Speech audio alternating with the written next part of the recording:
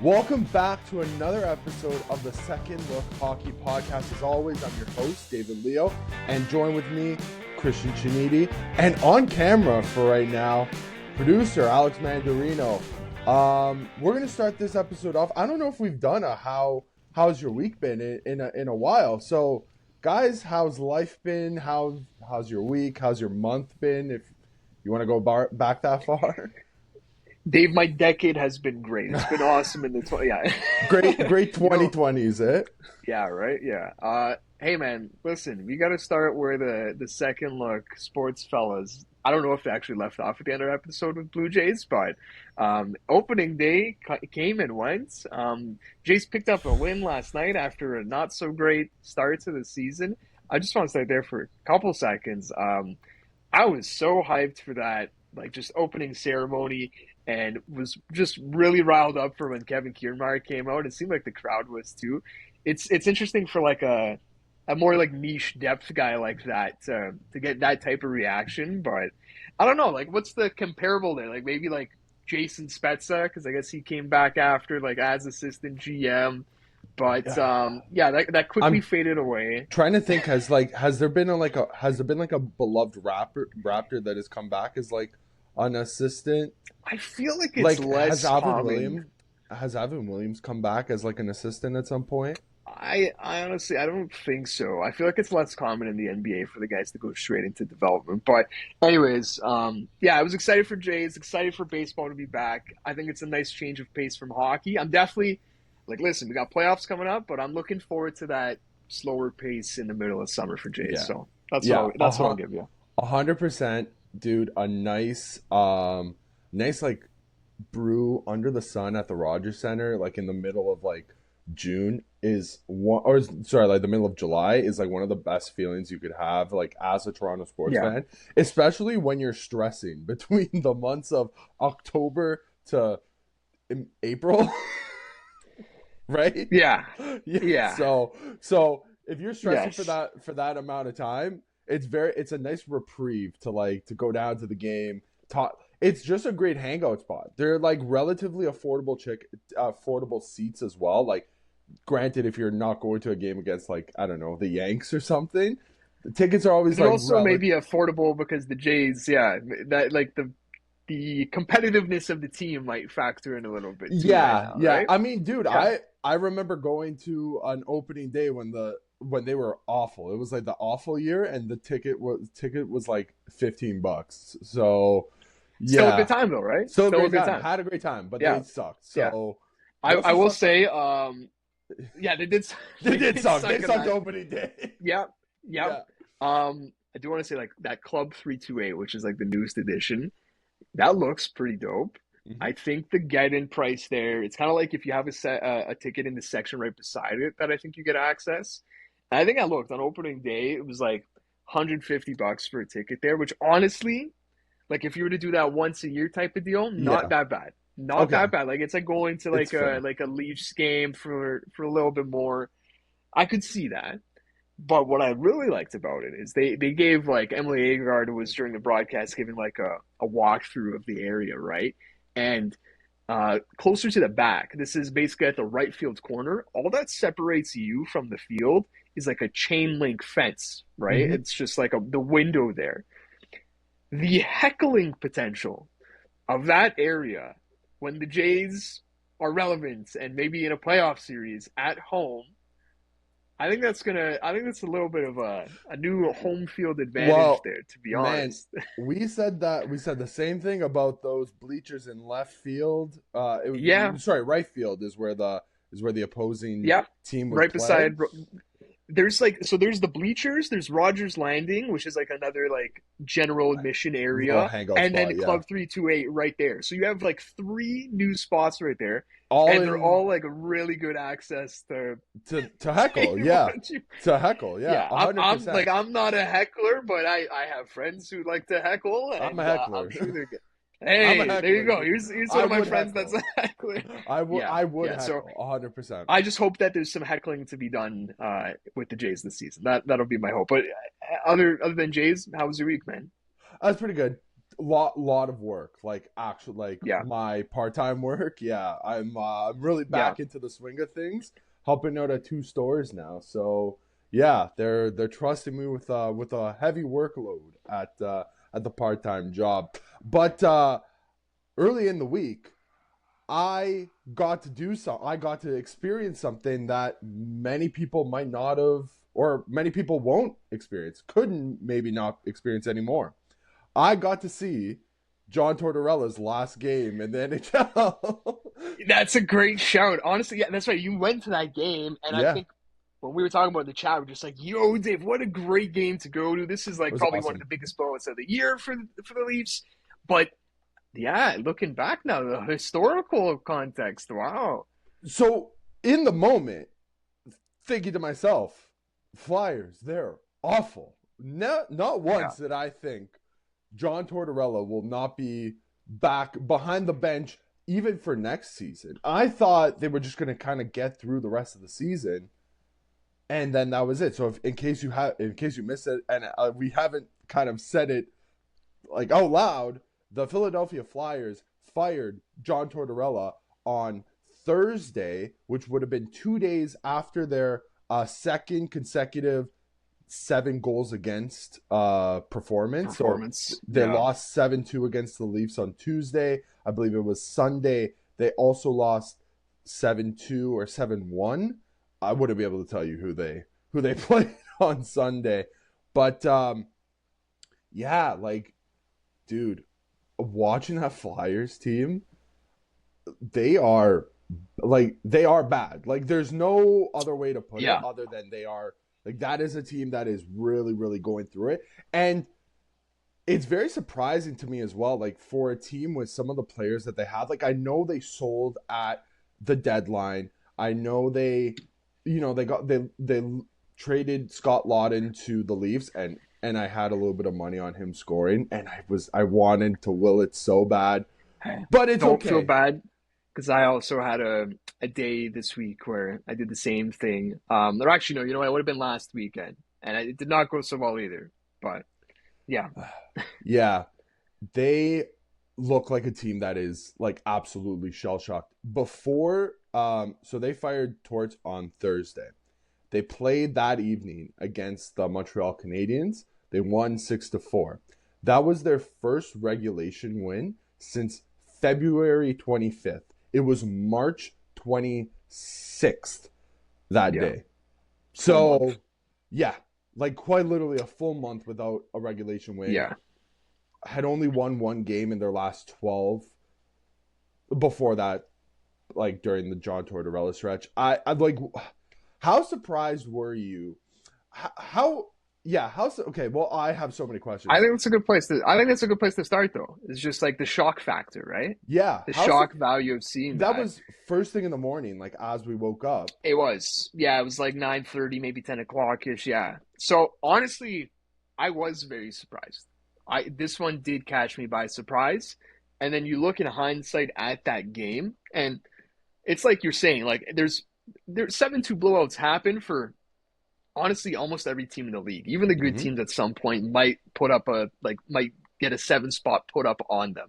Okay, it happens. But in hindsight, it's like you're saying that was a dog effort for the Flyers, and I think a lot of people would maybe label it as the effort to try and get your coach fired. Like it's one of those like where it's like these guys are playing to get their coach fired, and you look back at that performance, and it is kind of what it looks like. That is with the knowledge of knowing that Torts got fired after. But yeah, the shock factor was huge for me because I would honestly say if I'm just trying to summarize Torts' time with the Flyers, and let's even go back to the beginning, I think I'm still more shocked that he got let go than the shock when he got hired because I actually thought the fit was really good. I think a lot of people maybe thought the fit was good, at least just the franchise and the personality of Tortorella.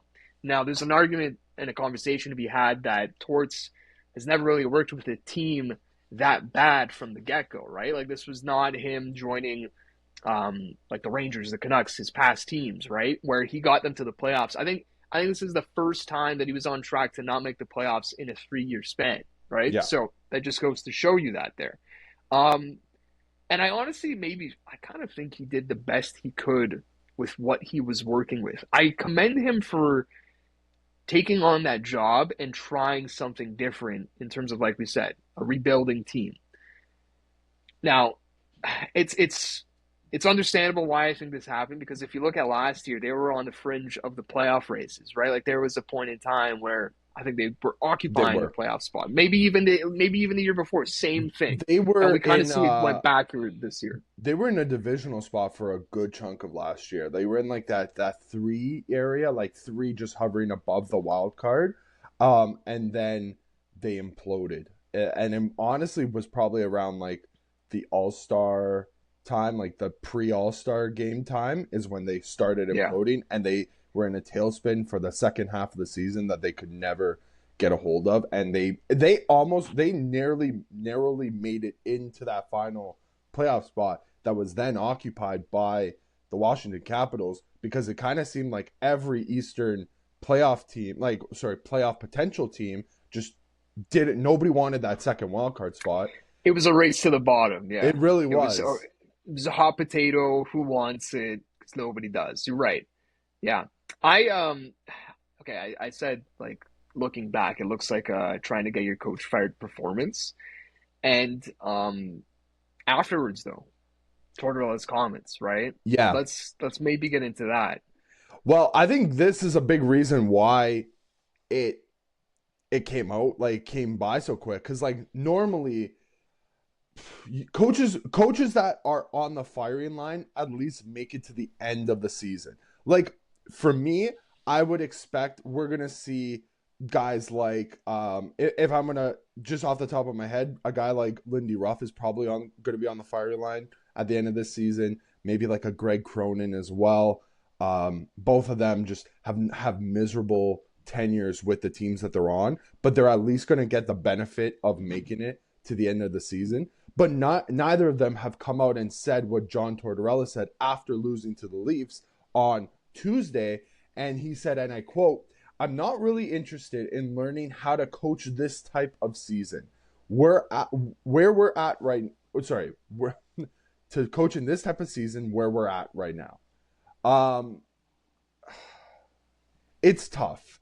It really is. Like you said, John Tortorella hasn't even been a part of a team, if I'm not mistaken, that has missed the playoffs in 3 consecutive seasons. Like every team that he leaves with a winning record at the end of his tenure. Like he's never left a team with a losing record yet until now.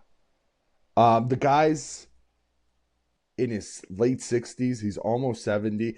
Which really, really surprised me until you think like the guy won a cup in 2004 with the Tampa Bay Lightning. Like that's over 20 years 21 ago. years ago. Yeah. No, So 100%. he's not a spry young dog. And yeah, I will give him the all the kudos in the world for taking on what we knew at the time to be like a bit of a long-term project. Like, how would you? This goes to your point here. Give me one word to describe John Tortorella's personality. Like, what is one word? What are the first words?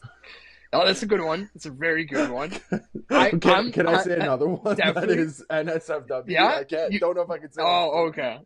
Yeah. Listen, he's an asshole. Like, I don't think that's unfair. Okay. He'll call himself an asshole. I honestly think you're right. I've got stubborn on my mind. Okay, that's stubborn, and I think his choice to go to the Flyers was one of the least stubborn things he's done, because, like we're saying, a different scenario for once, a new type of challenge for Torts. I think he took it on admirably, but I wanted to get to the quote there because I wanted to contrast the effort to get your coach fired type of game that they played with that quote, because I don't really think they go hand in hand. Like, I think they actually do go hand in hand. It's like you have one party, the players, who are like, we're done with you, bud. Then you have the other party, the coach, who's kind of also saying, I'm done here too. And I bring that up because I think the first reports that we got was that this was a Torts stepping down situation, Yeah. right? But Mhm. then if you read the Flyers statement, Danny Briere's statement, it says that he makes the tough decision to relieve John Tortorella of his duties. So I don't know why they didn't just come out from the beginning. And to me, this should have just been like a mutually agreed to part ways type of scenario. I don't know why it just wasn't framed as such. Even the Tort stepping down, I think, would have been maybe a little bit of a nicer look. But I don't know. I feel like we've seen different kind of framings of the situation. I don't know. I thought that was interesting to me. I'm not really sure which is the truth. Maybe we'll never get the truth. What To is the truth right now? Yeah, I you don't got know. something down. No, I was just gonna say to the point on Danny Briere, he came out and said during the press conference, he's like, "You're going to ask me, is there one thing that happened?" He's like, "No, it's not one thing. It's a series of things that have happened, and probably a little bit more in the past 3 weeks that has escalated since probably around the trade deadline right after that." So, like I said, it's not one thing specific. It's an accumulation of things that have happened probably more often lately, and that kind of falls in line with the timeline of losing as well. Like February Yeah. 25th it was the week before the trade deadline. That was their last regulation win. They sell off some key pieces, including like Scott Lawton, who's a veteran on that team, and they're By in free all, fall. basically called like one of the most important personalities of the dressing room, right? Like Yeah, from a leadership standpoint, all that. So like that could have even maybe played a role, right? It yeah, could have. 100%. Once you eliminate like one of those branches between management and the players in the room, right? That makes the bridge a bit weaker. Um, last thing here, I think, and it actually goes once again hand in hand with that statement that you read from Briere at the press conference. What he's basically saying there about no, this wasn't a single thing. Well, we have a report from Kevin Kurz of the Athletic, Phillies beat writer, and this is what he came on Twitter to say. Told from a team source that it's fair to say, quote unquote, fair to say, something happened between Cam York and John Tortorella in Toronto that contributed to the coach's dismissal on Thursday morning. Was put to me that, quote unquote, they probably both crossed the line. Yeah. So let's put that together with the Briere statement. I think the two can be true. I think at first you read them and you're like, wait, Kurz is saying it was a singular thing that led to Torts' firing, and Briere is saying that's not the case. I think if you read Kevin Kurz's report here again, it's that it contributed to the coach's dismissal. So maybe this was one event in a not a long line, but the line of the past 3 weeks here. And we have the evidence. The reason this kind of got questioned is because Cam York played, I think it was like 3.5 minutes against Toronto, Yeah, it maybe was a little bit more, but then he played like 3.5, or I think he I sat on don't the think bench the I entire game in Montreal, he right? was Yeah, he had 0 minutes of ice yeah, time okay. against the Habs. Yeah.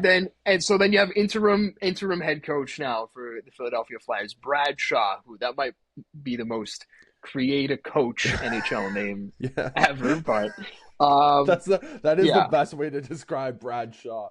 Do you yeah, I I have a couldn't. question. Do you know so this is the second time that Brad Shaw is going to be an NHL head coach. Do you know the first time that Brad Shaw was an NHL head coach? Definitely not. Okay, so in 2005, 2006, with the Oh, New York Islanders, he went 18, 18, and 4 after replacing Steve Sterling. Again, so I'll another tell you creative what, that's coach. yeah, yeah, and I was gonna say 18, 18, and 4 is a creative coach record. Yep. That's very, Yep. yeah, Checks 100%. out. Checks out. So, Mr. Creative Coach Brad Shaw, he spoke after the game, the Montreal game, and basically said he's like Cam sat because of disciplinary reasons. That's pretty harsh, man. To dress a guy and basically just embarrass him to not play him at all. I don't know if that was a communicated thing before the game, like, hey, you're going to dress, but you're not playing. Heads up. And Cam York just says, okay, sounds good. Learn my lesson type of deal. Take his I, lumps. I hope that, yeah, I kind of hope that's the case because I feel like if he was under the impression that he was Gonna play. playing, that's a tough pill to swallow. Um, But that is very much an indictment on Cam York that to have the whatever happened in Toronto, and you have to assume that must have either been before the game or during the game, mhm. right? Like, so My guess is like them. that's during the game. You think in like an intermission because he did get some ice time, like Yeah, that's. But then I think it's not just the Cam York and Tortorella thing. I think maybe that's a like an entire dressing that's the room thing. whole I'm just team thinking from. thing. I think it just goes to the point that they came to Toronto already with a ton of tension, Yeah, right? yeah, Yeah. 100%. I can't really speculate on what the hell happened between Cam York and Tortorella, but I don't know. I think the last thing we can touch on is maybe is he done? Is Torts Oh, done for good in the NHL? well, I alluded to it off the top that that could have been the last game ever for one of the most legendary coaches of all time. Like whether or not you like John Tortorella as a person, it's very hard to disagree with his acumen. Coached over 1,200 games. He's won a cup. He's got a winning record still, like to this day. Is he the He's I pulled it up right now. He's ninth all time in coaching wins. yeah? I mean, 770. to get into the top 10 of all time like records like that, especially as a coach, when like go down the list. Number one, Scotty Bowman. It's like Al Arbor's up there. Like if you're getting into Yeah. that type of category with guys like that, dude, that's He's unbelievable. yeah, he was only 12 wins off Al Arbor. Oh, So yeah. really? It's interesting though cuz I kind of feel like maybe the perception I think towards in his Philly tenure maybe changed his perception a little bit where I think if he did exit the game now, I think he's looked back on a little bit more fondly. I think like you said, always going to have the a-hole reputation, but think back to when he left like even Columbus. I was gonna say like I think Vancouver. Yeah. yeah, No, well, you Columbus go was through the bad entire too. list, like the Rangers, and then he goes to Vancouver, Columbus. Columbus, he also delivered their first playoff series win, so there's that as well. But I just think for the most part, this guy has had fiery exits, and honestly, now I'm thinking about this is kind of a fiery exit too. We just haven't had His too many side. public details yet. Yeah, Yeah. yeah. So maybe at the very least, he's kept the fire private as I don't far as know. his Is he terms getting go. softer at his old age? You have to ask. I don't know. Maybe I honestly, maybe I feel like I'm pulling at straws here, but I just think, like you said, for a guy who's going to be in the top 10 in coaching wins, I think he's fine to call it quits here. And I commend him for at least, like I said from the get go, for a stubborn guy trying to do something different in his last go around. It's not like he tried this in the middle of his career. This was his last tenure. I do Yeah, I man, do what do have you a got quick for me? Producer thought. Mando. Yeah, I was just thinking quickly about like how Torts probably did get a little softer in his old age. It's a weird comparison because this player's still playing and actually was just traded, played his first game in a new uniform last night. But I look at Tortorella like the coach version of Brad Marchand in a way, I like in that. the sense of like, okay, he's not the same fiery personality. He's got a little bit of edge to him, right? Was the whole like rat personality growing up. Early cup, right? Tortorella has cup in 04, and then Marchand has early cup in 2011, still chasing the dream.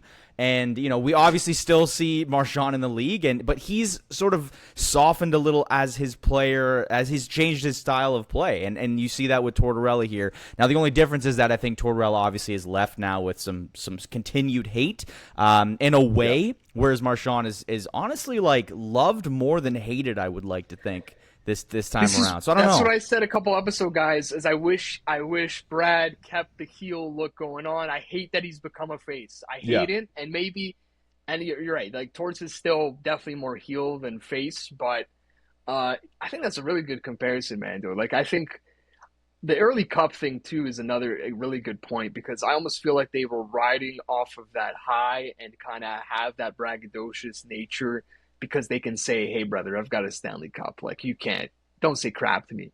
And maybe they both, and I would agree with you, Marchand a little bit more. It feels like they both matured and kind of humbled themselves. And I think for both of them, it took making mistakes to get there. And maybe it wasn't an immediate arrival, but that's a good comp. You got Well, something, Dave? I also have one I more. I have I one more was gonna Torts thought say after. Yeah. I was gonna say if we were Okay.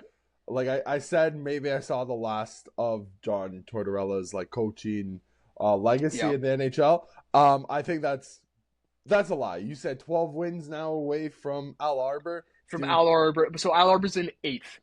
yeah, he is coming back to coach the Buffalo Sabres Wow. next year. Oh, you know what? You did throw out this take, man. I can't think of a more miserable coach for a more miserable franchise. I can't see it. I can't see it. I look very forward to seeing if that comes to fruition either way. Dear God, I think he's just gonna like he's gonna change their attitude just based on the fact that he's more miserable than them. He's gonna be like, "What are you guys miserable about?" He's gonna pull them out of the John depths of Tortorella, miserability. that's funny. Okay, last point here, and it goes to where we started with you attending maybe this historic game. So, which one did we? Because I think you maybe have a little bit more hatred for Torts than I do, and it's not that I like Torts. He's not up there for me in terms of my best coaches or favorite coaches. But so you have the Leafs and David Kampf with that 7th goal, firing John Tortorella into the sun, versus Nick Patan hitting the post on Marc-Andre Fleury in Vegas to fire Mike Babcock. Which did you enjoy more, right? Which one? In the moment, probably the Nick Patan one, because I was like, oh, it's over, right? Watching the David Kampf goal, I'm just like, I'm sitting up in the stands and I'm like, I know John Tortorella right now is spewing in his own hatred right now, not thinking that he was going to get the can in 48 hours basically after that. It could have been 8 too. They could have piled it on even more. We could have been double digits, honestly. I was chanting for 10 in the stands, and I had a few people chanting with me. But yeah, it's tough. But we'll see. If he's not back in the league next year, you can bet your bottom dollar he's going to be on a broadcast. It probably in the States. My guess is with he's going to rejoin TNT. He has tried it before. Yeah, he's tried it. I honestly, man, if I'm Torts' advisor here, off to the sunset, buddy. Just stay away from hockey altogether. I don't think he can. I honestly, I don't think he can. Okay, that's fine. I don't know. I think I need to take a year then, Torts. Take a year of doing nothing. Don't be on broadcast. Just reflect. Just reflect. Okay, let's move on. We're gonna keep it in the Metro Division. The potential presidents winning Washington Capitals. We talked about them last week. We're gonna talk about them again this week. They re-signed Jakob Chychrun to an 8-year deal at $9 million AAV. I believe that's 8 years, $72 million, if I'm not mistaken. Yes, sir. Yes, sir. That's a lot of skirol for a really, really good player. That takes a big UFA name off the board. Man, Jake Chychrun has found new life in the capital of the U. I was gonna say our nation's capital. It's definitely not our nation. I hear that so often. No. But it's definitely not our nation in the capital of the states. Yeah.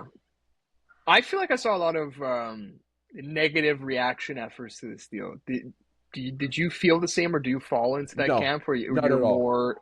Okay. Not at all. I just wanted to get that out of the way because, for a guy who's 26 years old, so you're locking him up, or he was heading into free agency at quite literally the youngest age that you can. Yeah. So you're buying you're buying the prime of his career and the least amount of the supposed the downtrend that'll come in his 30s, right? So that's the first thing there. And then, to me, $9 million, and I think I'm not saying anything that people don't know here, but we're going to look at $9 million as what Morgan Riley signed for $7.5 million in a couple of years. 2-3 years ago, right? Yeah, and I think Morgan signed that contract at 27 or 28. So I don't think the $9 million really stands off the page for me just because of where the cap is going. And then I've got some stats here, and I didn't have to look far to get these stats. These are just straight up from the press release that the Caps put out here.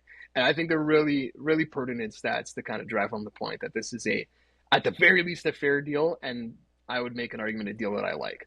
Chychrun, 26 years old, has recorded a career high, and this is at the time of the deal, so this might have changed, has recorded a career high 43 points in 65 games with Washington this season, ranks first among defensemen in game-winning goals, which is not crazy stuff. He's got 6 of them, okay? He is third in goals among all defensemen, and he leads, or he's sixth in even strength goal differential. This is the second straight season, and third time in his career he's eclipsed 40 points. 1 goal shy of establishing a new single-season career high. He had 18 goals in 2020. The Caps have a 17-0-1 record when Chychrun scores this year. That's ridiculous. That is ridiculous. Like if Toronto or just whoever you cheer for, if your team acquired a defenseman and they scored 18 goals, which is already like you're over the roof about it, but and then you look at the record. 17-0-1 when Chychrun scores, it's like you're almost like your hands almost forced that you have to bring that guy back. Yeah. This is a win-win of all sorts, because Jake Chychrun is playing the most contract year of contract year hockey like there can be. Like those numbers right there scream this guy is playing for long-term security. And I don't think he's gonna, like, even if he regresses slightly, let's say, in the near future, is he not like a 0.75 point per game defenseman who plays pretty well defensively? He's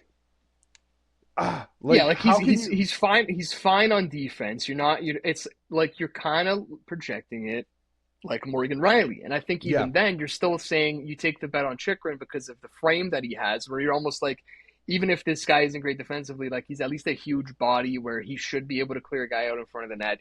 He can at least impose some of his weight in the corners. I think with Morgan, even more of our complaints are like the positional stuff, whatever, right? So I think there's that, first of all. I also think if you're projecting in the future, you know who's maybe going to be retiring in the next 3-4 years is a guy like John Carlson. Yeah. So then you're going to have even more of that space open up for Chychrun to take on that role. He can just step nicely into. I like it as a good succession plan for the Capitals. Yeah, that's part of this as well. And you're locking him up to at least just in terms of AAV. If he's out on the open market, are teams not calling for 10-5 for him? I think it could maybe end up at 10. So that is interesting. I think part of the reason he did sign here is because he said, you know what, that's a number that I probably is close to what I would have gotten on the open market.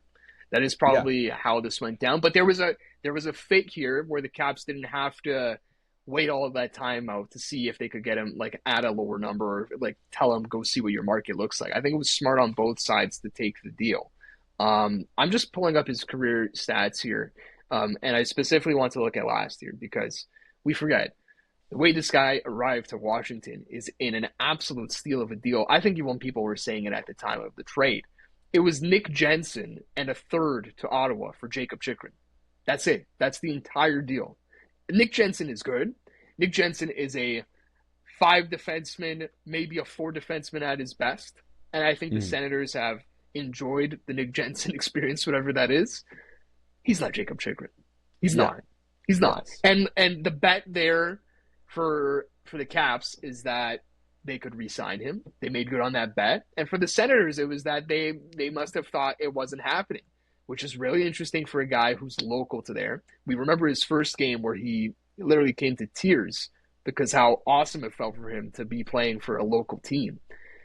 It's crazy how that didn't work out in Ottawa, and maybe for the better of both franchises. But even last year, he put up 41 points in 82 games. The way people were talking about him, it made it seem like he was...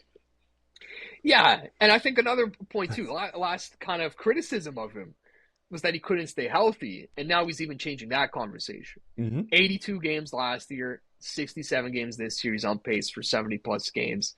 So I think if you've got a available Jakob Chychrun, he's absolutely shown that he is at the very least, I think, number 2 defenseman quality.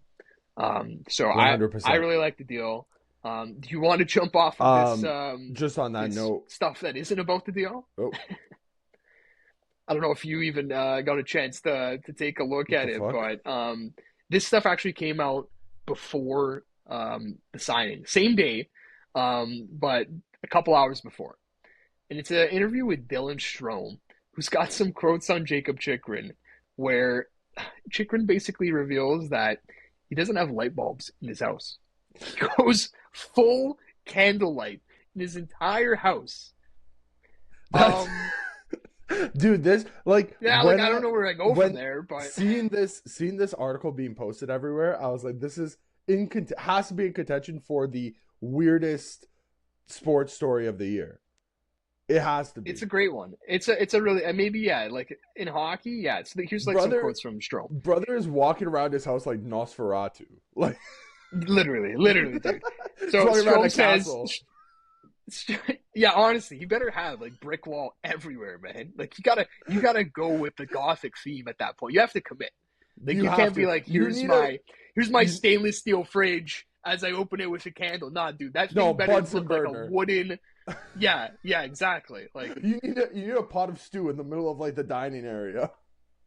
here, let me cook up my soup in my witch cauldron. Like seriously. Yeah, above his bed is like your coat of arms. You have like the shield and two swords going. The through. Chychrun family, yeah, The Chychrun coat of family, arms. the Here's- Chychrun it's like- family coat of arms. Yeah, You want to meet Fido? Oh, a dog? No, he's a bat. yeah. Like, He lives in dude, my attic. like- Yeah, Yeah. out back is my trusty steed. Yeah, exactly. Yeah. Here's a quote from Jakob Chychrun, or actually from Dylan Strome on Jakob Chychrun. He has a new thing every day, says Strome. I heard yesterday that he's no light bulbs. He's doing candlelit in his house now. That was his thing yesterday. He's on to beeswax candles, is what I heard. Is what I heard is great for you. And then Strome says, now we're all talking about beeswax candles in the dressing room. And then Strome kind of argued against Chychrun. He talks about how he said, I'm like, you can't have it one way without. Like, you can't basically have a candlelit house, but then you're coming to the practice facility or the arena, and guess what? There's light bulbs everywhere, Jakob. So just because when you're at your house, especially as an athlete, who you figure, I like, if you're talking about occupations, who else spends maybe less time in their house than a professional athlete? Like, how many hours is Jakob Chychrun really in the candlelit atmosphere of his house? He's going to the rink half the time. He's on a plane. He's everywhere. Even in the this article summers. too, they even include a study about basically the artificial, the effect of artificial light on you. And there is like studies that say, maybe it disrupts circadian rhythms, but there's definitely no significant proof there. It's Matt, what do you think about this it's story, such bro? a weird thought, like to think of a player like this. Like, it's obviously now he can afford light. If that were the main concern in his life, is that maybe I can't pay for this incandescent light bulbs. Yeah. Just a strange story all around. I mean, like, I don't even know what the benefits are. Yeah, like if you're going with all the stainless steel appliances as well, it kind of contradicts like what point are you really trying to prove? But too much study in a concept of he signed a $72 million deal, and somehow I think for some people that was the secondary story to that day, which is a crazy thought. Like, I haven't even brought up, like, so first off, he goes out on the morning skate or the practice with the $100 bill on his back and the 72 on his helmet. So I thought that was pretty funny That was as well. cool. I Yeah. still prefer the candlelit story, which came out. I love the fact that it came out before the extension. Yeah. Because I was just prepared to read that story, and then you find out, like you're saying, 72 million. He can definitely afford candles now. One of my first thoughts too was, how long does it take for JT to read this story and think, yeah, that's I'm following your trend, Chychrun. That works for That me. seems like the most JT beeswax. move to do. I forget when it's revealed. We already have like amulet talk this season. That's already been the big thing with JT. Do you remember when it was revealed kombucha that wheel? his like nightstand lamp is like a Himalayan salt rock thing That's or the whatever. least You know what? I surprising think thing I about do. That, like it emits a red light. That was his thing. Yeah. There's always, like, with guys like that, you feel like they're so calm and collected in the media. You're like, there's got to be something weird. Otherwise, it just doesn't make sense. You have to have something that's a little strange. So it does make sense that you have this light bulb situation, JT with the amulet and all these side stories. I'm like, you know what? These guys have to have some type of bite to them. Otherwise, it just doesn't make any sense to me. You cannot be that robotic and that perfect. I did have a question, though, that I was kind of going through Jakob Chychrun's DB. Not that this makes a big difference, because I don't think this narrative is that prevalent for defensemen, but he's only played 9 playoff games in his career through 530 games. So it's obviously just a product of excuse me, the teams that he's been on. Arizona, they went to, I think, the second round. They must have, based on the number of games in that one season. That was the bubble year, Yes. when they beat Nashville in their play-in round, and I don't remember who the hell they played after that and lost. I'd have to do some research, but good that you were able to pull that out right out of the woodwork there. But I just wonder, if he signs this deal and he has a pretty maybe mid to low end playoff, are there going to be even more this narrative of you signed a guy for a long-term deal and he couldn't perform in the playoffs? I do think it's obviously going to be understated, because defensemen, I don't think, run into this situation as heavily, like obviously outside of the Toronto, because that can get a little bit loud. But I do think when you look at a guy like Mitch Marner, that's been the narrative in the past few years. He's quieted it throughout the season. Jakob Chychrun signs this long-term deal after a very, very good UFA year. I wonder if that pops up depending on how the Caps do this year. I'll give you a good comp here. There's another Jake who plays in Toronto right now, actually just signed an extension this year as well, who had, I think, 0 playoff history when he came over, Jake McCabe, right? I think that was a bit of a talking point. Is like, yeah, he looks, and you know what, actually he was kind of up and down, like when we acquired him going into the playoffs. Like, I think we saw flashes of the great and not great, but I think once playoff time hit, he's basically, since that first series against Tampa that we ended up winning, I think he's been on balance, if not the number 1, the number 2 defenseman in terms of consistency. So Jakob Chychrun probably this year doubles his playoff game total. I think if we're, right, like 9 games is going to happen if you're asking me. Yeah. I think it can very quickly be washed away. The only way this becomes a story is if he goes over in the first round in terms of points. Because I think even if he puts up 2 points in the first series, people probably barely even talk about, Chychrun's doesn't have a playoff resume, and in the small resume he's got, he hasn't done anything. It only takes the tiniest bit of production, I think, for him to wash it away. It is a good point, though, at least coming in. No, but I'm with you. It is a good point. I think it's a fair narrative to just throw out. I just figure it's a question that has to be asked, because when you look at the top 2 guys in points on the team, 68 and 64 in Dylan Strome and Alexei Protas. First of all, that screams team effort, which we've seen all season. We see certain players like Nate McKinnon and Kucherov and Draisaitl, who those teams are in a way top heavy. Colorado's shored up their depth, but the point being that Washington, their top point getter, 68 points, which is less than a point per game. So it's obviously a team effort. And those 2 guys in Alexei Protas and Dylan Strome also don't have a ton of playoff experience. So we're getting a little bit more in the weeds of the playoff experience narrative. So I don't think Chychrun will be the first one that gets attacked if this goes south. And honestly, we have to be happy for his success, but it just is sort of a narrative comes into fruition here.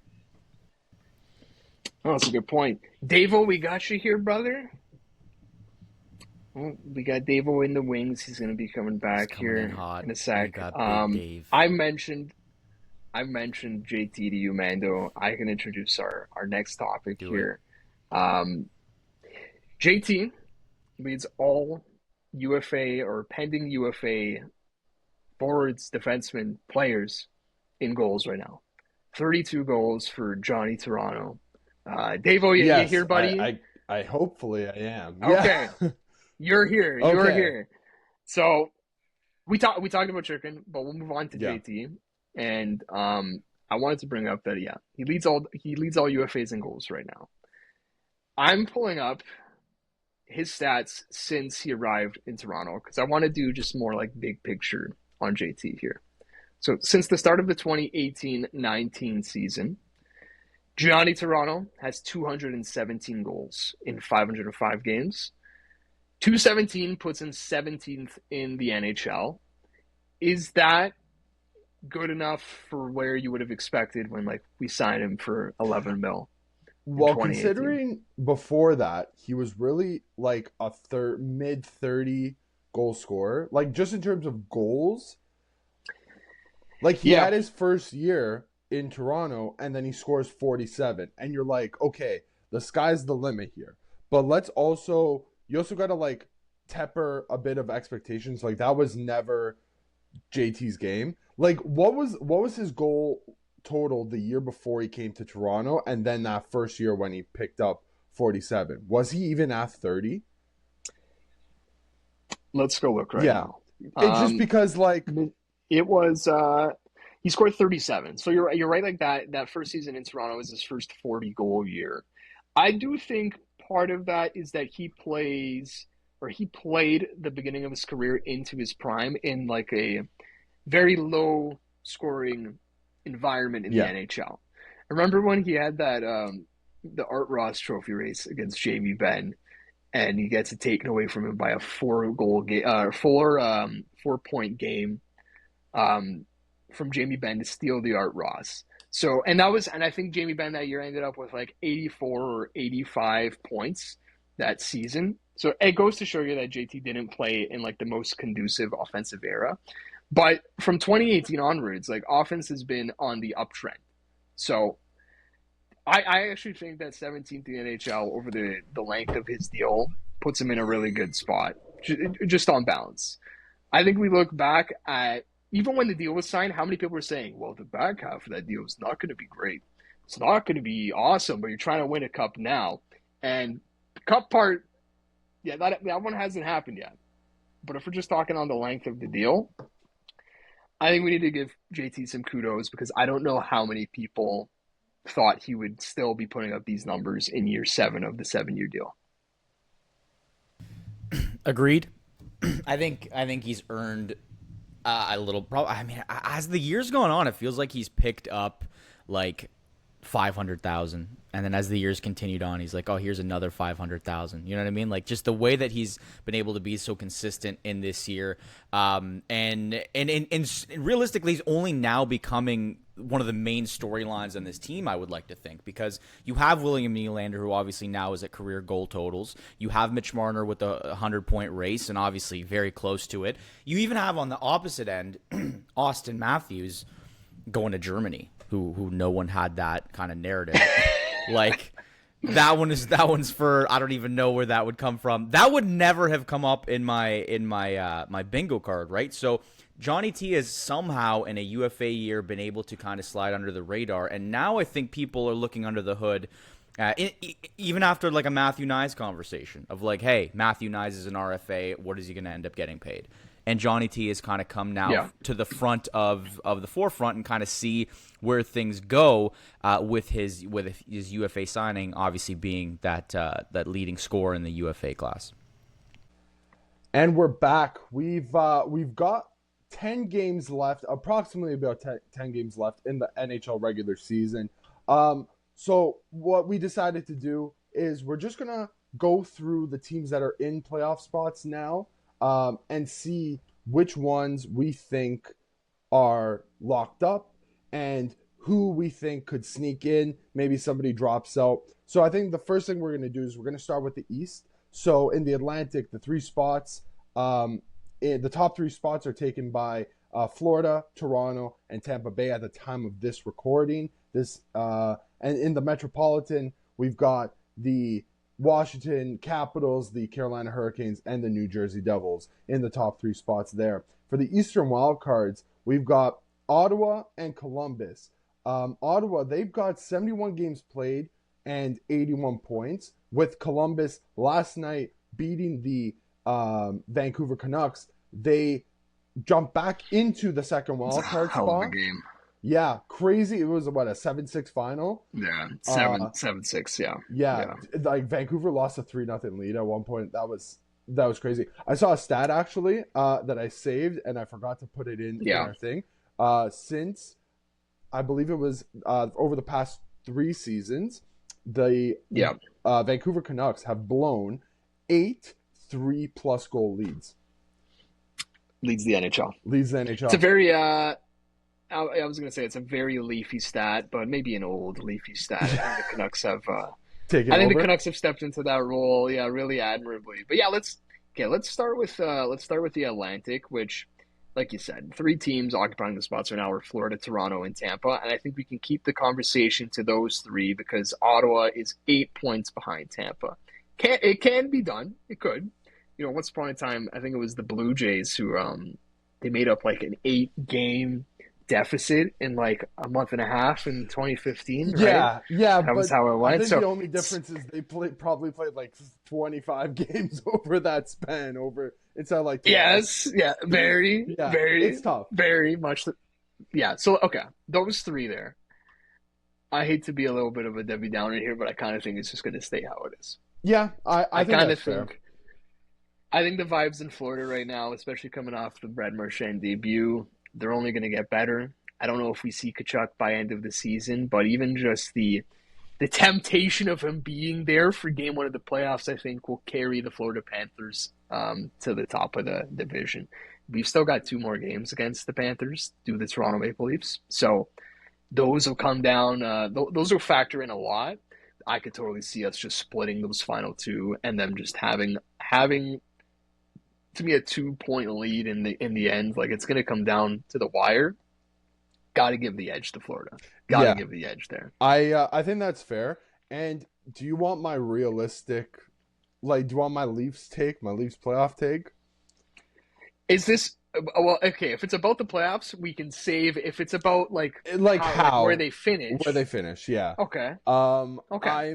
I'm more resigned to the fact that the Leafs are just going to end up playing Tampa in the first round, and I'm already making peace, and I'm kind of okay with it because if the Leafs end up finishing in that top spot by the grace of whoever, and they have to play the Ottawa Senators in the first round, I am probably more nervous about that matchup than I am against the Tampa Bay Lightning. If the Toronto Maple Leafs played 0 games against the Ottawa Senators this year, would you feel the same way? Is it simply because of the game? Right. Okay. Yeah. So it's because of the head to head. So it's everything. Once upon a time. Okay. But to me, could we not see this play out like maybe in early 2000s Toronto Maple Leafs Ottawa Senators series? Yes, where the Leafs got dominated in the regular season by the Alfredson, Heatley, Spezza Senators, and then, come playoff time, they completely flipped the script.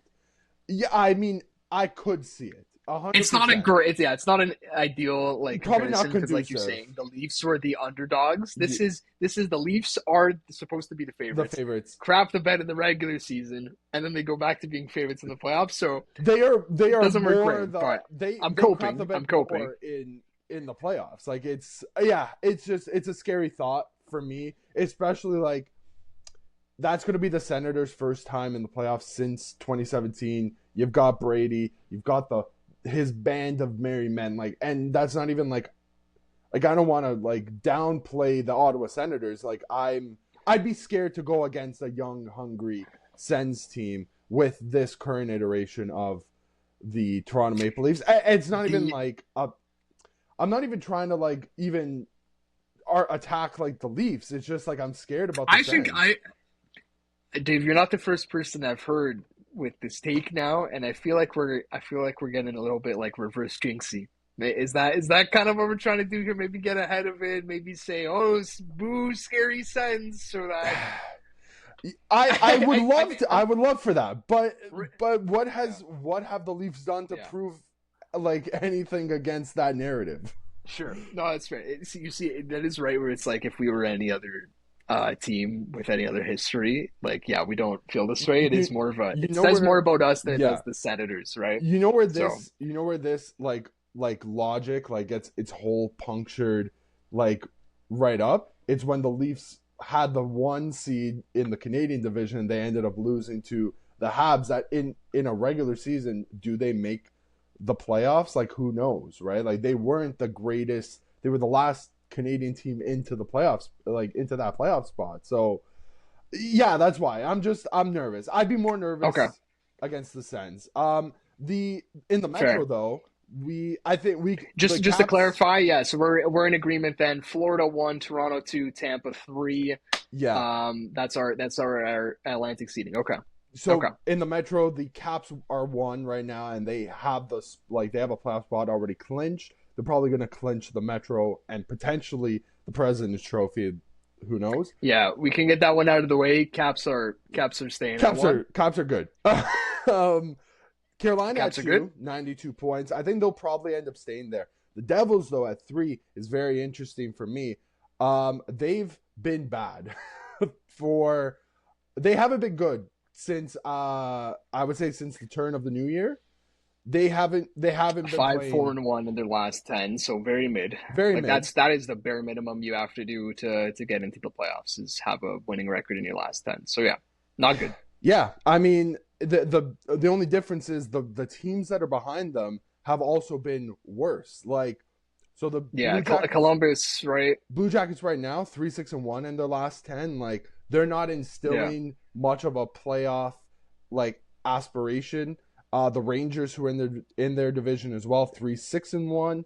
Isles 4-3-3 in their last 10 too. Like those are the next 3 teams in the Metro that would be behind the Devils. And like I don't know, I think whoever's gonna go into that third spot, if it's not the Devils and if it's like the Jackets instead or somebody else, I don't know. I think Carolina might just This be is too kind of strong. how we felt.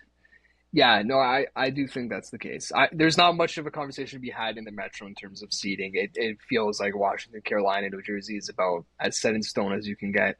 Yeah, we can talk about the wild card because you listed a bunch of the teams there.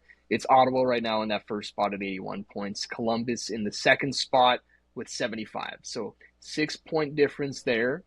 Do we see Ottawa keep on that number 1 wild card spot? They've been hot in their last 10, 7-3-0. Yeah. They've been playing pretty good hockey. I think 6 points right now with 10 games to play, 11 games in their It's too case. much. That's a lot, big gap. I don't think that they're going to fall out of. I don't even think they're going to fall out of the first wild card spot, let alone missing altogether. I agree. It's second spot right now that's up for grabs, and that second spot is literally it's separated between. It's 5 teams, man. 5 teams separated by 3 points, with the Red Wings being that last team, I would say, on the cutoff. Because then after that, you have the Boston Bruins, who have been genuinely god awful over the past few weeks. So I'd say Detroit's probably the cutoff there. They're 3 points behind, and they haven't done anything to make up really any ground. Now I'm having a tough time discounting the Rangers out of all those teams there, out of the Isles, who are somehow still involved, the Habs, the Jackets, and the Rangers. I'm having a tough time dispelling the Rangers from maybe squeaking in, but they've had such a tumultuous season that it might be for the best that they just miss and they recalibrate for next year, if I'm going to be completely honest. Yeah, I think the Rangers kind of get that veteran nod, right? It's like you look at, they were literally the President's Trophy winners last year, so I get it. I think if it is where I want the WC2 to go, it is Columbus. I would like the Columbus to pull. I want Columbus to pull through. I think if we're doing storyline talk, Montreal in that 8th spot would be pretty fun. I don't know if they'd give Washington or Florida, Washington a run for their money. I don't know if any of these teams can really do much against Washington. Maybe the Rangers, but yeah, if I'm really debating this between if Shesterkin plays. There is the Shesterkin factor. Yeah, if Shesterkin plays literally anything above a 9-10, maybe they squeak a game or two out. But is it anything more than a 6-game series there?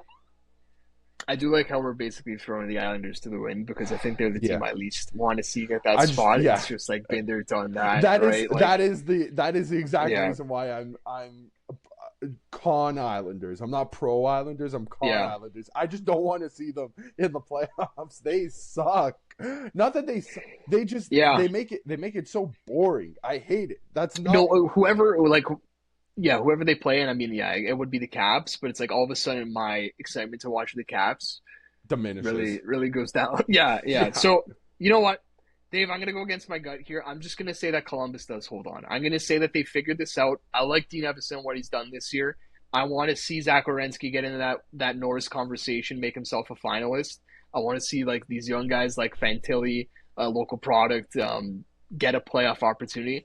I'm just gonna believe. I'm just gonna believe, man. I'm just gonna believe. I want to agree with you. I do really want to see the Jackets in the playoffs. I don't know if I could fully get behind them. My pick would be the Rangers out of all those teams that we said. And just a last quick thought on the Habs. I think it's just too much for a team that's still too young. Like they're kind of gonna let Sam Montembeault kind of run with it at the end of the season. It's tough. He's still a young guy. Jakob Dobesh is still a young guy. Both of them have had very good seasons, but I think it just might be a bit too much as compared to the teams that are around them. Yeah. For what it's worth, they do have of the 5 teams vying for that final spot, they do have the worst goal differential at -28. Mm-hmm. Rangers do have the best at -3, and it's the Blue Jackets there at -7. They can score let's though. Rip through. So yeah, we can go yes, through the West. In the Central right now. Already locked up with a playoff spot is the Winnipeg Jets at 104 points. Followed behind are the Dallas Stars and Colorado Avalanche with 98 and 93 points respectively. In the Pacific, the top 3 spots belong to the Vegas Golden Knights, who look awesome, and the LA Kings, who look honestly even better. They have really surprised me. And in the third spot are a floundering Edmonton Oilers team with 87 points. Not looking good for them. In the wild card, Minnie and St. Louis. St. Louis right now, another team that has just been on fire recently. 8-game win streak. 8-game win streak still intact for them. Just on the outside looking in, the Vancouver Canucks, who were just recently ousted from that spot by St. Louis this past week, and Calgary, Utah has like a fringe chance maybe, but like I think that's where we're cutting it there too. Yeah. Okay. Starting the Central. Let's start there. We'll start there. Yeah. Of those 3 teams, none of them are missing. Like as much as No. Definitely none of them are missing. Yeah, no, sorry, not definitely missing. Like dropping out. Like if the Avs are at 93 Yeah. points, the next team after that are the Wild at 87.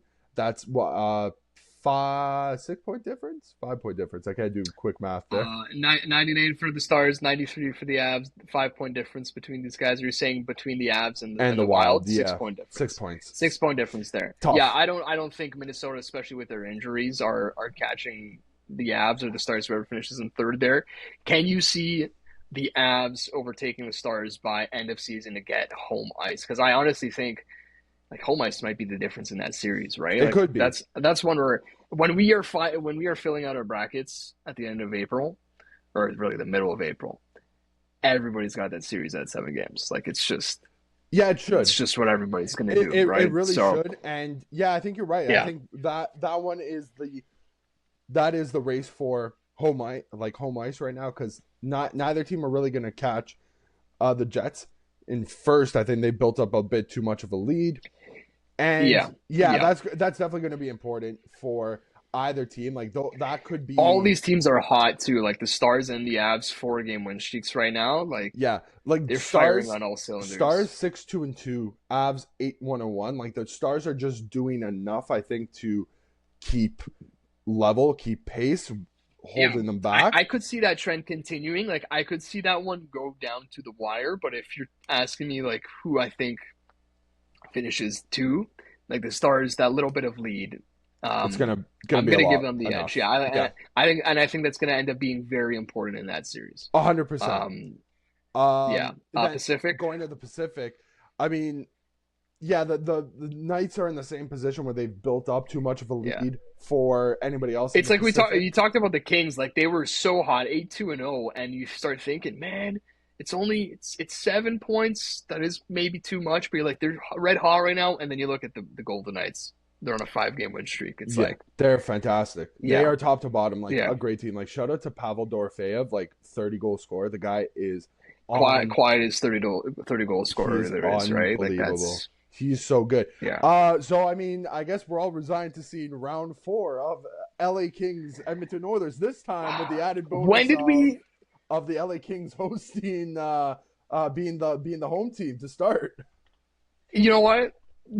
And honestly, I when was this? 2 episodes ago, where I absolutely crapped on this series for the It might have fourth been time in last a row. week, I'm like, honestly. I don't. It could have been the wrinkles of the Kings being on fire. Quinton Byfield having that 6-game goal streak after meeting the Rizzler, and yeah, like, I'm So like, funny. I love it. I, It's the best. I might be back. I might be back on this series, guys. And we didn't get to it last episode, but no McDavid, no Draisaitl right now. Draisaitl on the mend. McDavid, we still don't really know. I think you throw in the health questions into this series too, because I think even if McDavid came back, like we're gonna be talking about Dry and McDavid. You like I can already picture it in my head. Every Hockey Night in Canada broadcast panel starts. They show the warm ups. You just falling around McDavid and Kelly Rudy and Kevin Bieksa are like, I don't know, the injury. I can already see it. Yeah. We're gonna be doing that for 7 games, or whatever ends up in that series.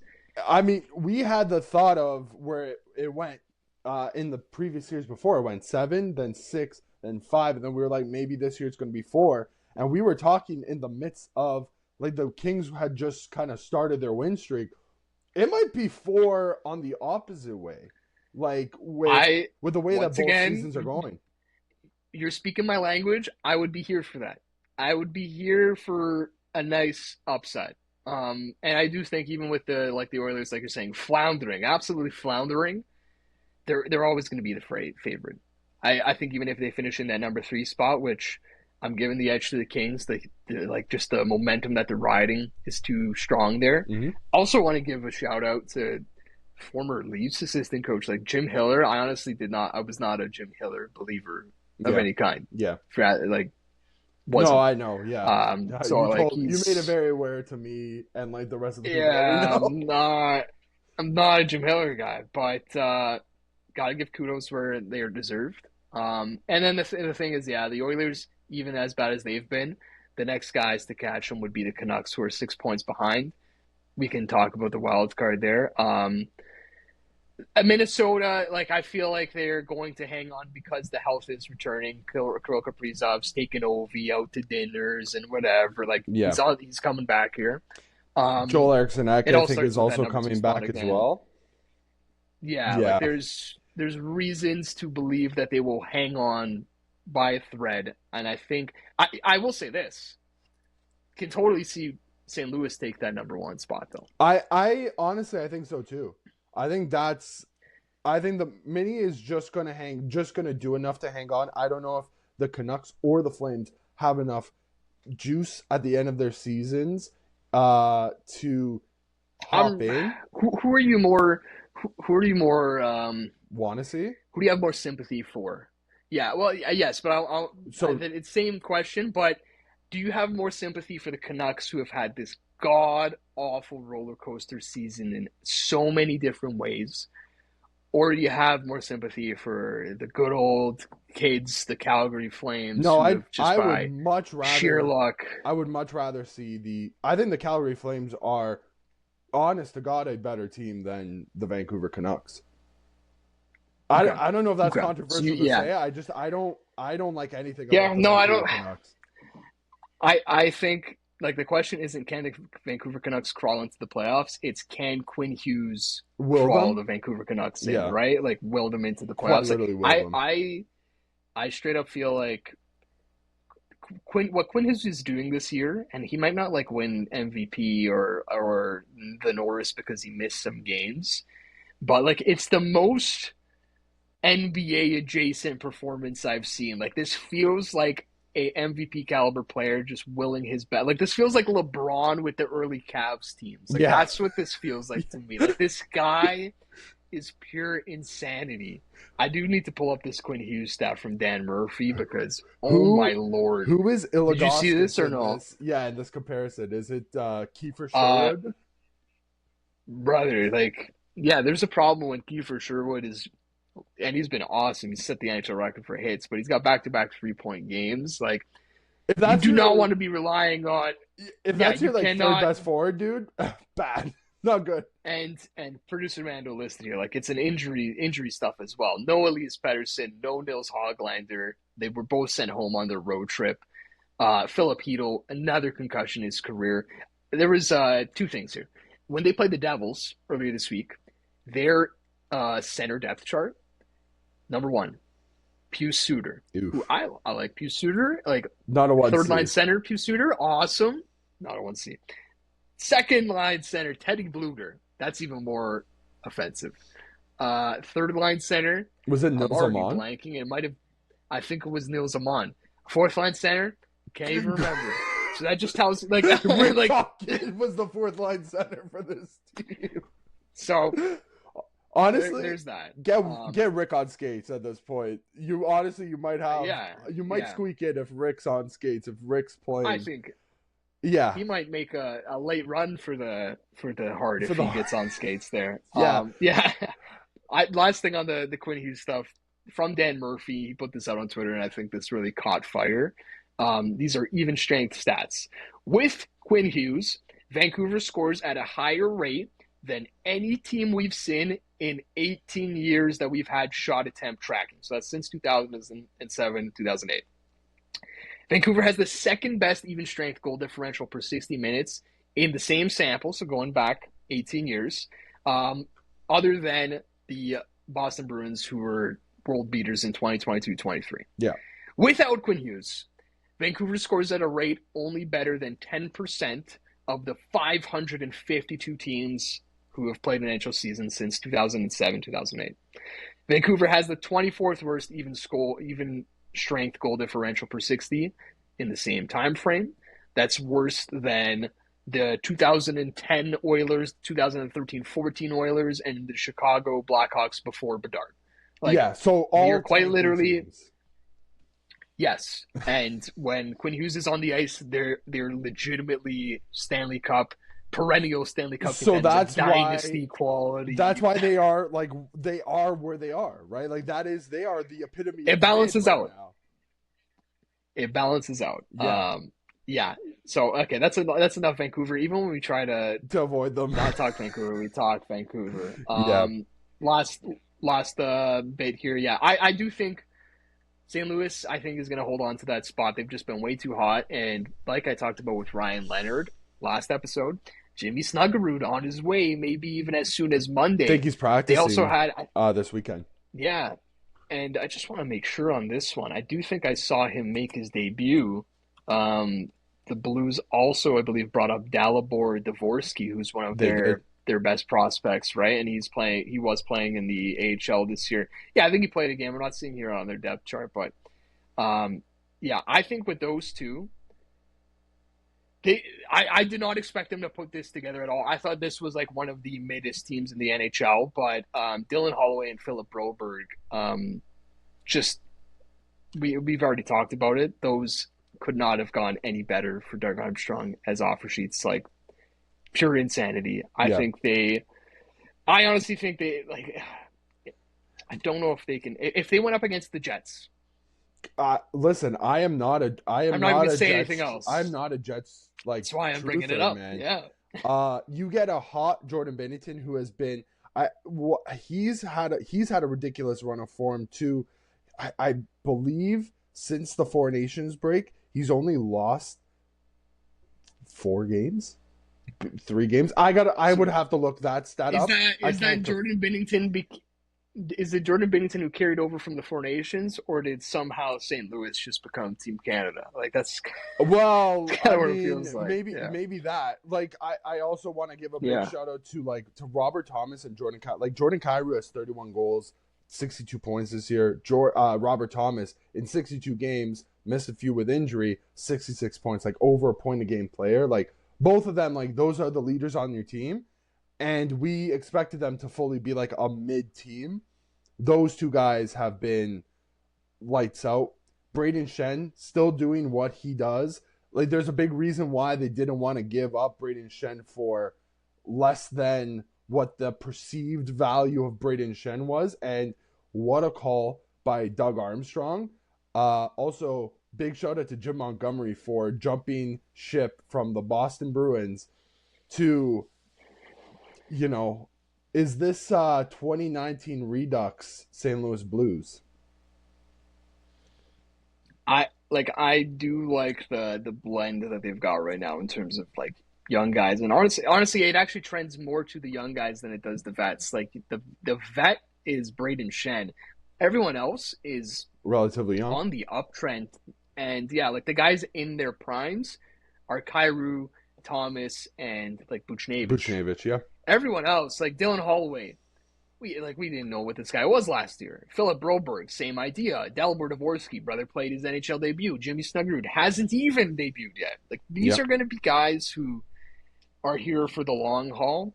They're going to be a pretty likable team in the playoffs, and I think if you're talking about team that neutral fans will hitch their wagon onto the most between like the wild card squads, I don't really think anybody cares for Minnesota, unfortunately. Yeah, Sorry, Minnesota. Unfortunately. It's probably Columbus ahead. Yeah. Like I think that's definitely the one. I think St. Louis is the number 2 team that I think people would just be like, would be cool to see them do something that we didn't expect. Kirill Kaprizov comes back and he is playing like right away at his heart form that everybody thought was going to happen like in October, November before he got his long-term injury.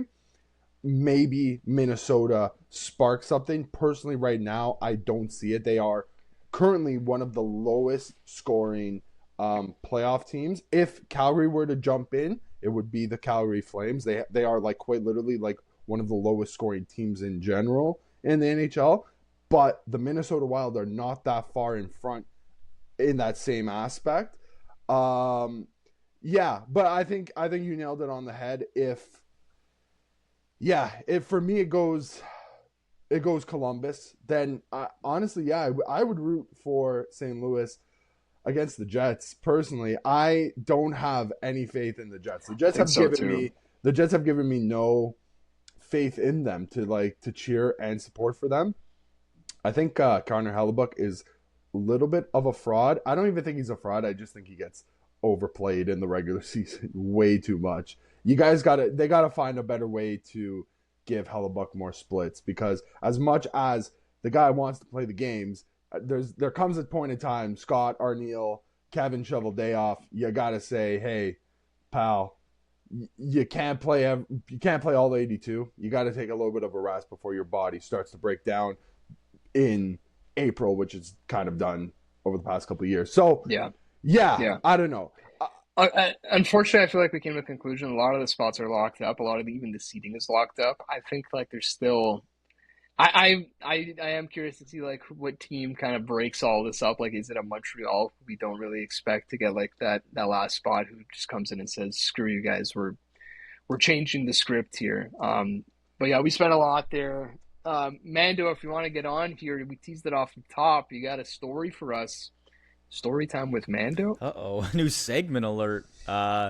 No, but so before we even get into that, I wanted to bring up, because you guys talked about Jamie Benn. This is going to be super quick, but I was just scrolling his DB page. And this is just an impressive. So his first season, Jamie Benn played in 2009 to 2010. He played all 82 games, put up 41 points. So that originally off the bat for a 5th-round pick, pretty impressive, 22 goals. That same season, he played the entire playoff run with the Texas Stars in the AHL. So 24 games in the AHL, They lost in the finals, and put up 26 points. So in total, in one like NHL season, he played 106 games.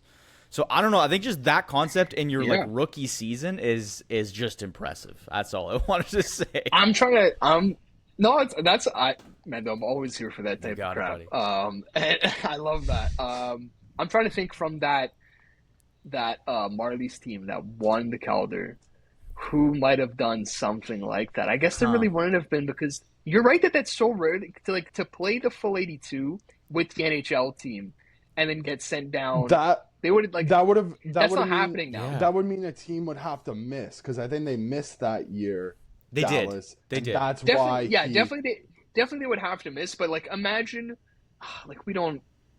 There's not really any rookies for the Leafs. Like, I'm trying to think if like Fraser Minton played the entire season with the Leafs this year and he's not even with us anymore. But they wouldn't say, hey, go and grind for an entire playoff series afterward, or like a playoff run afterwards. I feel like they would tell him like, hey, like rest up, good season, see you next year. Yeah. I don't know. Nuts. That's interesting. Yeah, that is just interesting. a fun It is funny fact. too. Yeah. Jamie Benn and JT, they're gonna go to UFA together here. There you go. There you go. Yeah, where's Jamie Benn on goals? He's got six. probably gotta He's got be like 20, he's got 16 this year. 16 this year. Okay. Oh, okay, so JT's doubling him up. Okay, there's revenge on the Art Ross trophy. Oh, of yeah. 2014. 10 years yeah. later. What revenge? Yeah. So there All you right, go. so tell us about how you lined up with JT and Jamie Benn at Beer League. It's exactly what the story would. That would have been a perfect segue. No, so I do play beer league. I did play semifinals this past week, but we're gonna rewind to the week prior, because how our league works, there's 6 teams in our like B level, Brampton-based men's league. So you basically play some couple playoffs, like some round robins to kind of get the seeding. So there's we do it weirdly. There's 2 divisions of 3. So basically, each team plays each other once. The top 2 seeds of the 3 move on to like the semis. So we played the team that the both of us had won our first game. So both teams were moving on anyways. It was more for seeding 1 or 2 to play the better team in the other division. This team hasn't lost all year. They may have won 1 game. Back and forth all game, boys. Just back and forth battle. There's chirps flying. There's no rough stuff yet, but there's just people are going nuts. It's brewing. One of their guys, I want to say like early third, double cross check to the back of our guy's neck. He goes down, gets thrown out. Okay, you're done. Everyone's losing their minds. And the guy that gets cross check's huge, big lad, right? So if he goes down, there's a problem. The other guy leaves, and from then on, the refs, their whistles are in their mouths the entire time. Any scrum, anything goes on, everyone gets thrown out. So by the end of the game, it's tied, and we're going to 3-on-3 overtime. The problem is we only got like 8 guys in total. So we have like 2 guys, 3 guys on the bench. 3-on-3. It could not be more than 3-on-3. So we lose, right? We have no energy. It is what it is. So regardless, we move on to the next week, and we're playing this team that, again, second in the whole league. There's only 6 teams, so it's not that impressive, but very, very good. And they won the other division. So this is the semifinals. So they score, I think it's 2-0, then it's 2-1, then they make it 3-1. We tie it up. We're fired up. We haven't beat this team all year. And then maybe, I want to say like halfway through the third, they score, make it 4-3. Then this guy goes end-to-end 5-3. We're like, all right, boys, like season's done. It is what it is. And the game ends. The game ends with an empty net, 6-3. I thought we were gonna Nothing get crazy. like game heroics from Nothing crazy there, but we're like the dude that went end to end had 2 goals and was nasty. Like the best hands I've seen in men's league, and it's men's leagues, but still, like when there's a guy, you can tell either a guy plays junior A or whatever the case is.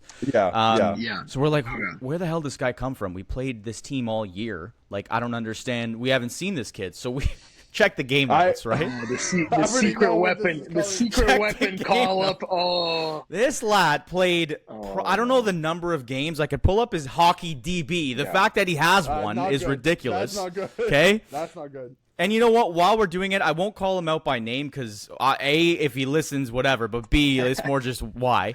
So this guy, I can't do the math in my head, but he played like 60-plus games in the Gouge, so Greater Ontario Junior.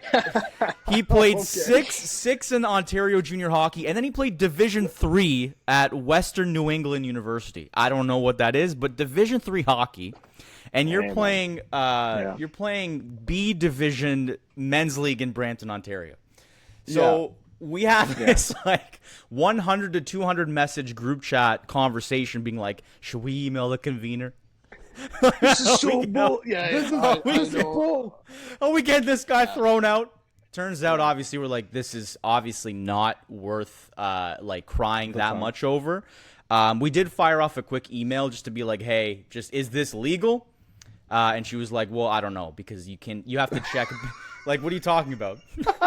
She's like, if you don't have, she's like, if he plays in a different league and plays, like, I can't do anything about it. And I can't check the number of games he may have played previously in this season because there's no, like, ID. It's not like I'm going to go email this kid and ask him what is he going to say. So we lost somewhat graciously, but we were like, this is crazy. This guy came out of nowhere, played Division 3. Now he's playing in with Mando, producer of Second Look. So producer Mando and man from the Goat. Exactly, buddy. So when you have a Goat resume, that's So honestly, dude, it's okay. I think that's like in every single league. It is.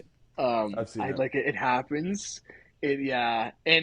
It does suck because it's like, especially when you've played the game, like the team a bunch of times in the regular season, and you're just like, we know your game, like we know who to stay on, we know when I gotta hop on the ice in a hard match, and then they just take out the secret weapon, and there's nothing you can do about it unless you have a secret weapon as well.